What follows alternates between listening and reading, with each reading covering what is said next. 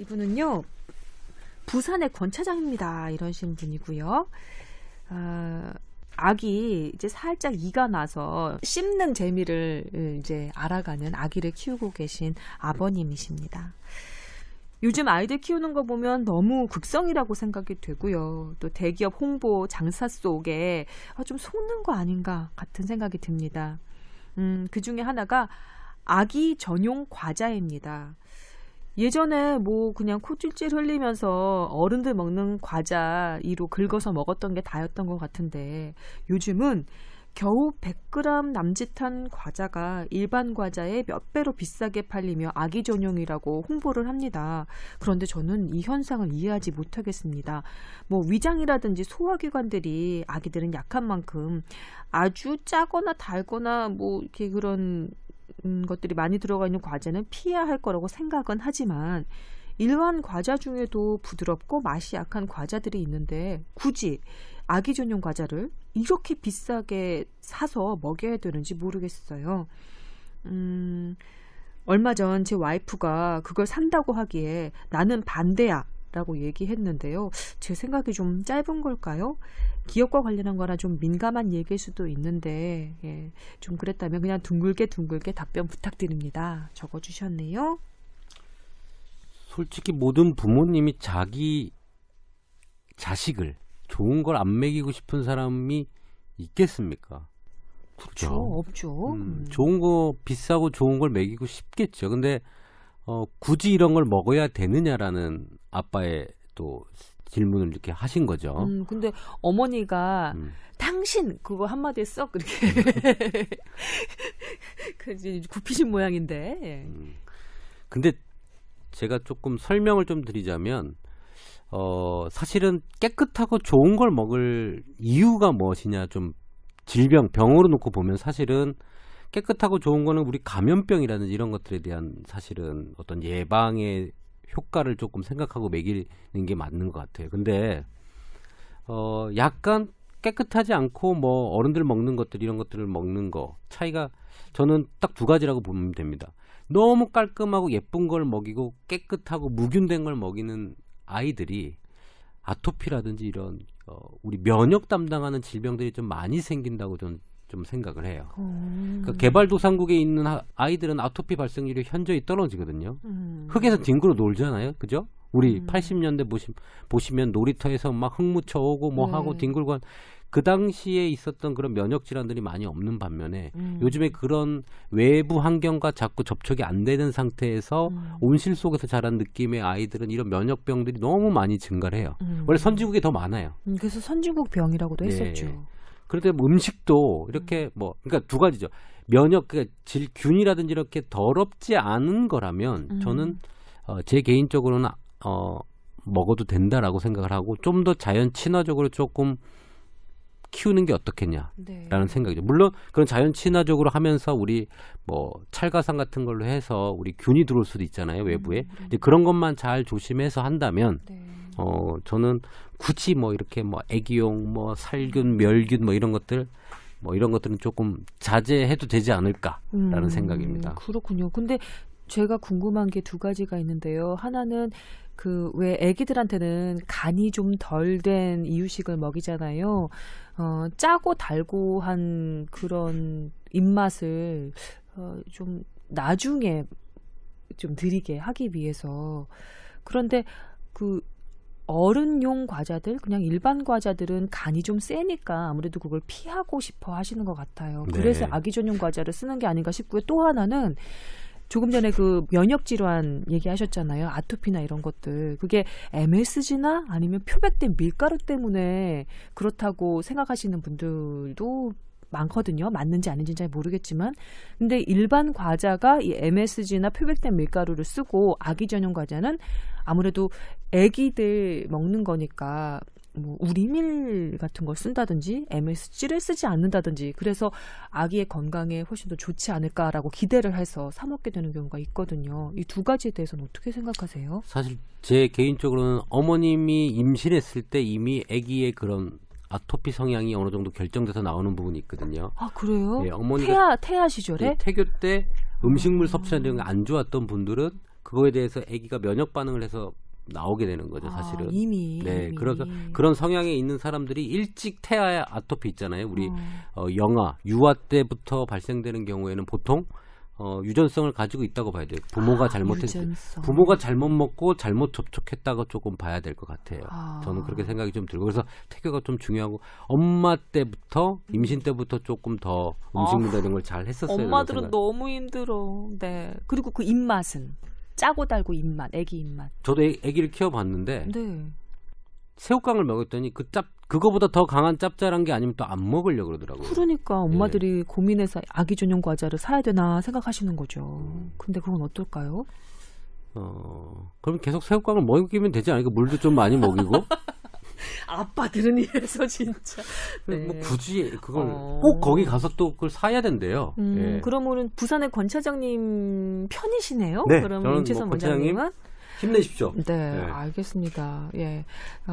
관련해서 부인 되시는 분과 아기 어머니와 다시 한번 얘기를 해보시는 것도 괜찮을 것 같네요. 봐야 될 게 아기 용품이 이제 어떻게 되어 있느냐 이런 부분들을 좀 짚어볼 필요가 있는데 이게 원래 화장품에서 이런 게 있었죠. 아기 화장품은 뭔가 다른가? 그러니까 아기는 화장품, 그러니까 뭐 예전에 아기 용품이 있었는 이렇게 아기 전용 소독제. 아기 전용 뭐 이런 게 있었는데 그것들이 다 비싸요. 실제로 그게 성인 것보다 더 독한 물질들이 많았다는 것 때문에 난리가 났었죠. 땡땡 제품이 국내에서 뭐 국내 제약사가 만들었던 땡땡 제품이 그 상품이 뭐 실제로 아기 전용이라고 했지만 실제로 아기들에게 덜 해로운, 그러니까 화장품, 아기용 화장품, 소독 물질이요. 소독품. 그리고 아기용품 화장품도 그렇게 성인 것과 별 차이가 없다는 것들이 드러나고 있죠. 그러니까 왜냐면 아기 전용 제품이라는 게 명확하게 규정이 된 게 없어요. 그래서 아기 과자도 한번 살펴봤는데 역시 아기 과자라고 지정된 어떤 규격이 없습니다. 식약처에서 이 규격에 맞으면 아기 과자라고 붙일 수 있습니다라는 게 없어요. 그러니까 지극히 말씀하신 대로 아기가 마케팅으로 쓰이고 있는 거죠. 근데 다만 그건 있어요. 이제 우리나라에서 어떤 걸 아기용 과자라고 했느냐 보면 첨가물을 넣지 않고 그냥 있는 그대로의 과자 성분, 그러니까 고구마에 밀가루와 설탕 뭐 이런 걸 섞어서 만들었던 게 고구마 과자라면 아기 전용 과자는 고구마를 그냥 말린 거예요. 아무것도 섞지 않고. 그러면 아무것도 섞지 않았다는 점에서는 좀 더 좋은 과자겠죠. 근데 이거는 아기한테만 좋은 게 아니라 성인에게도 좋은 거겠죠. 근데 말씀드렸듯이 이게 여러 번 말씀드렸지만 어떠한 음식을 집약시킨 것, 그러니까 오렌지를 오렌지 주스로 만든 것, 고구마를 말려서 아주 당도가 높게 한 것은 원래 고구마를 있는 그대로 먹는 것보단 좋지 않다.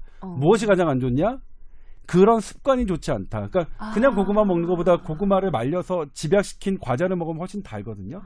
그럼 특히 돌 이전의 아이가 그런 단맛에 길들이면 그것이 평생, 그러니까 청소년기로 이어지고 청소년기로 이어진 습관은 평생 간다는 게 지금의 현대의학이 갖고 있는 그 시기라서 그래서 지난 시간에도 말씀드렸지만 오렌지 주스, 과일 주스를 돌 이전의 아이에게 먹이지 말라는 게 지금 방침이 바뀌었지 않습니까? 미국 소아과 의사회에서.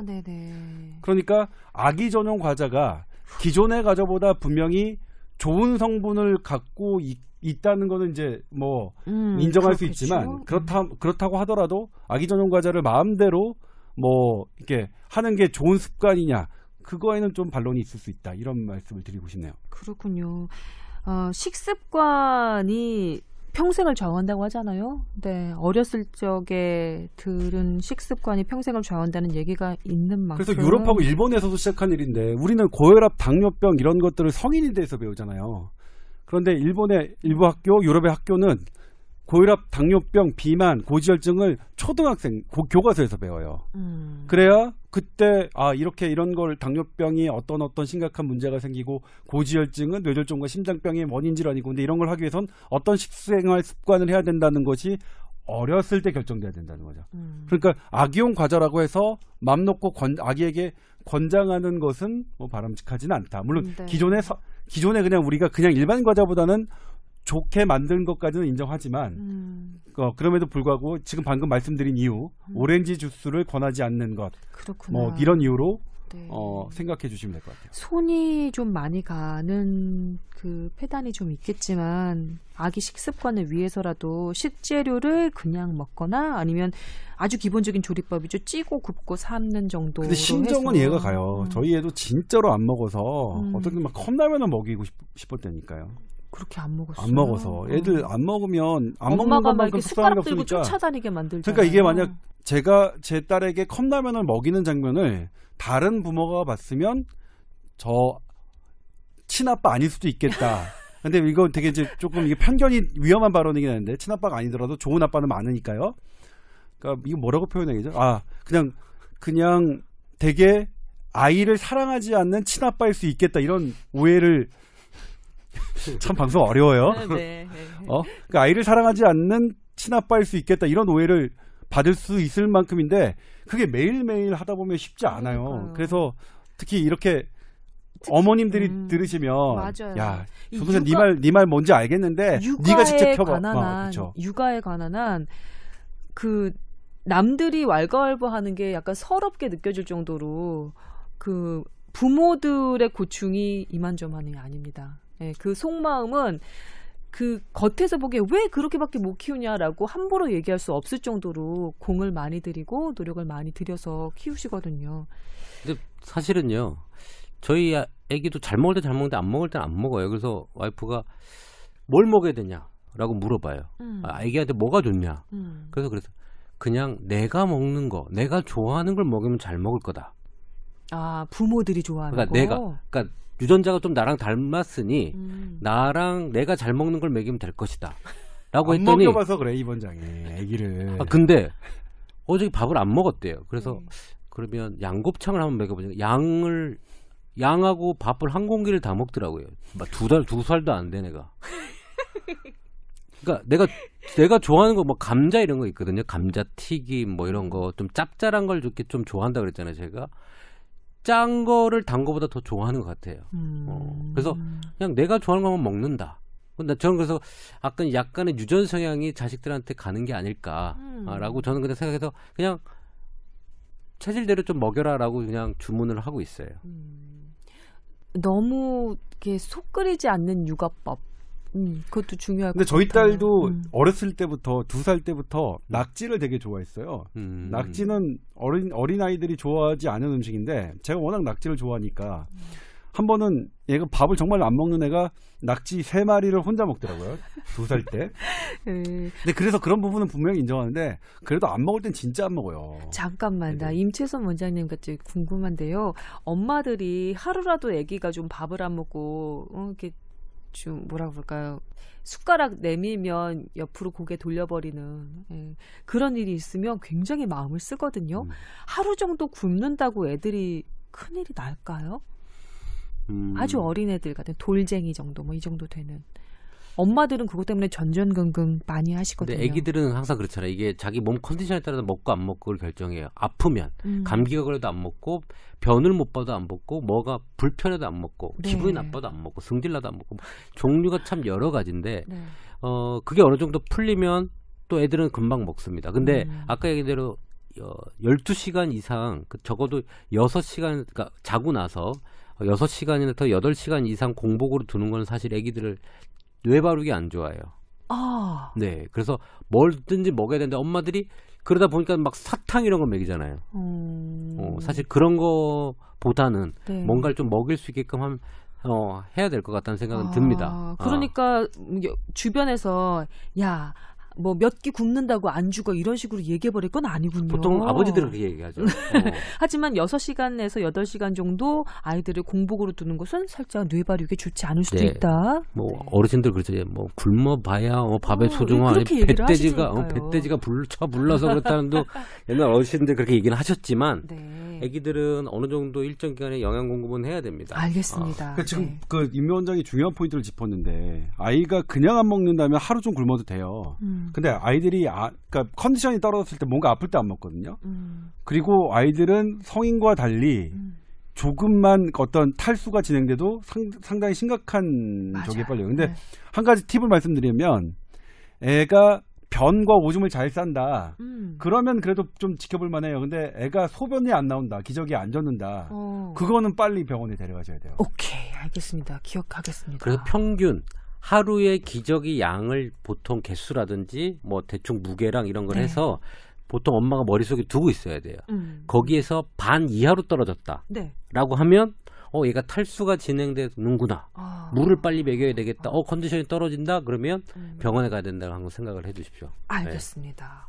오, 예. 유용한 팁인 것 같습니다. 네.